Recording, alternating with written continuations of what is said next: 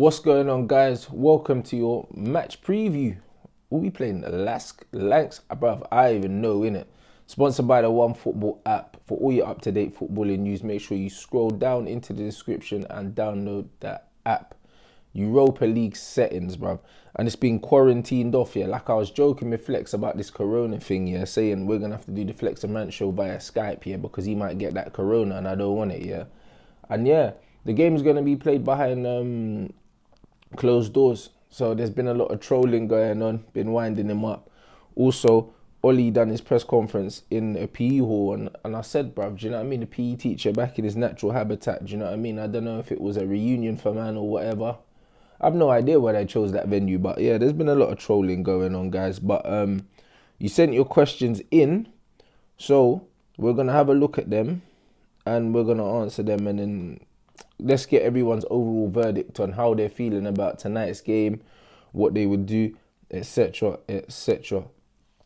First question, yeah, from my guy, yeah, Simon Peach. You know him, tier 1 journalist, and we go way back. He was like, oh, why don't you join your colleagues on the road? I coach the United Stand football team, innit? I coach and I manage them. So we have trainings on Mondays, games on Wednesdays. So if man needs to travel abroad, especially like Flex and them man always leave on the Wednesday morning, innit? So that can't really work for me. That's the reason why I don't do European games. That's the main reason why I don't do European games. And genuinely, like midweek games, I've never done them. I've never really done them unless we go to like later on in the competition. I've never done European games because I've always got stuff to do. In London the next morning. Do you know what I mean? Like, I'm full time now with the channel, but Flex wasn't full time with the channel before. Like, he used to be a teacher and he had bare different jobs and he was working like 1,000,000 hours in a day. I was doing other things as well. Had my boxing gym, all these other things. So, do you know what I mean? Now me, Mark and Flex are pretty much, we're all full time now, but it hasn't been like that for that long. So I've never really gone to them. Now I can, but I can't because I'm coaching the team. Do you know what I mean? So I've got other things to do, man. But me and Simon go way back. People asking, do I know Simon? When I used to work in a gym, I used to be Simon's PT. Like, that's how I've known Simon for years. Like, I've known Simon for at least 5 years. Simon's my guy, innit? Like, Simon's the guy that told me to go on Twitter. Like, he's known me before Twitter, before social media, everything. So, yeah, Simon is my guy. So, yeah, trust me, I got the plug still. All right, next one.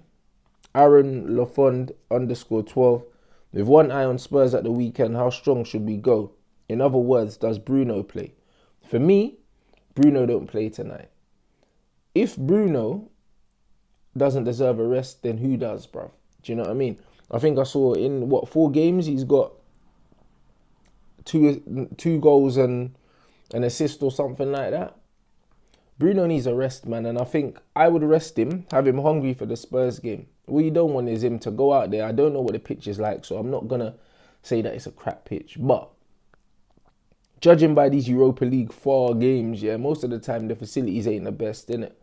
That's all I can say.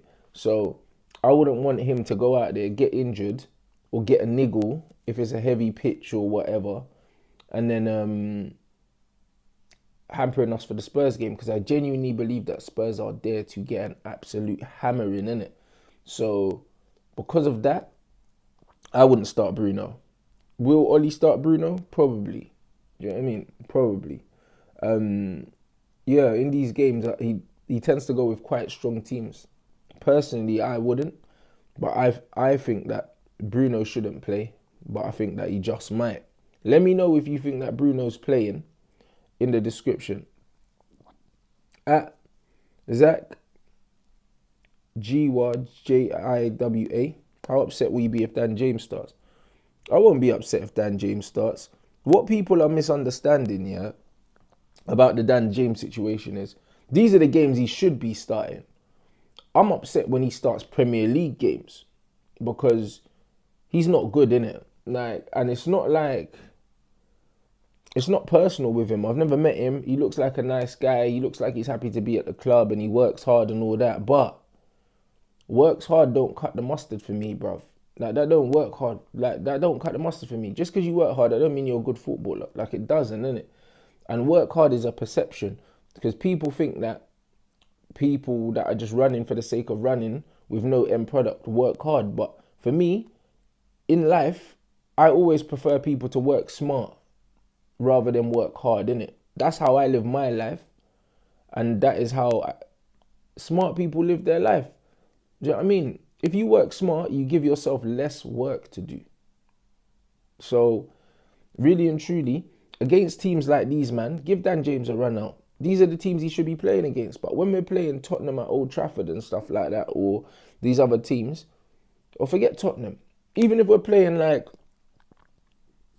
let's say, Bournemouth at Old Trafford, I'm starting Mason Greenwood ahead of Dan James. Like, me and Darren Bent were even discussing it on the Flex and Rant show, yeah?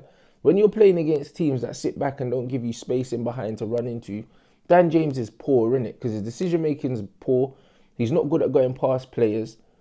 And his shooting's not that great. As you can see, how many shots he's had for goals converted, etc.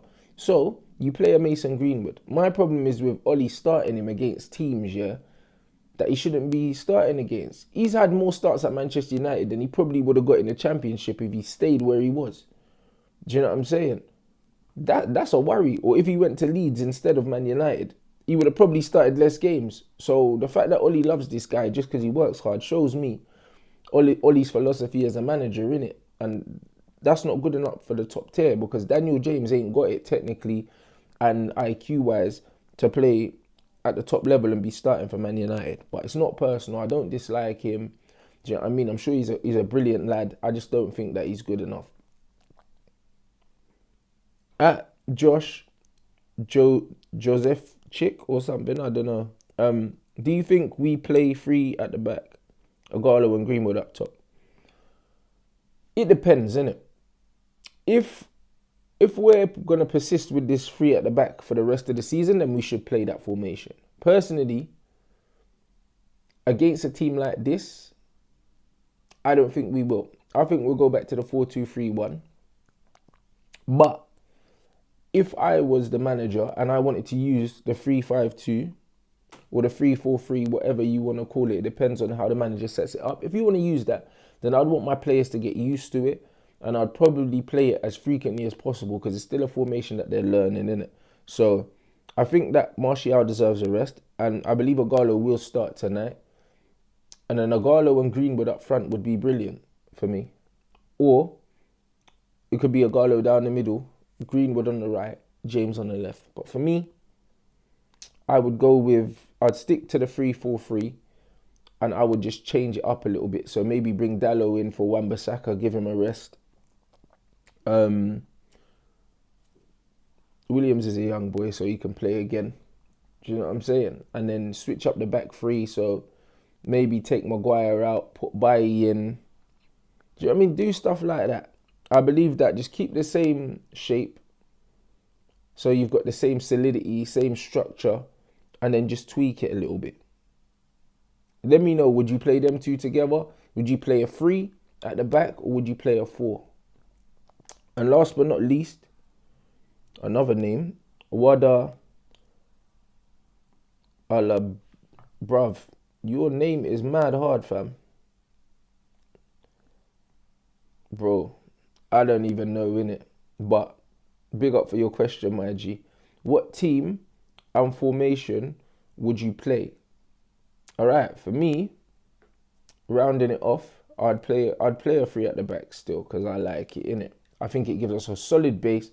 I think the stats have proven that defensively we're more solid. Yes, we are more defensive in that formation, but I think that that's down to the coaching. I don't think that that's down to the personnel.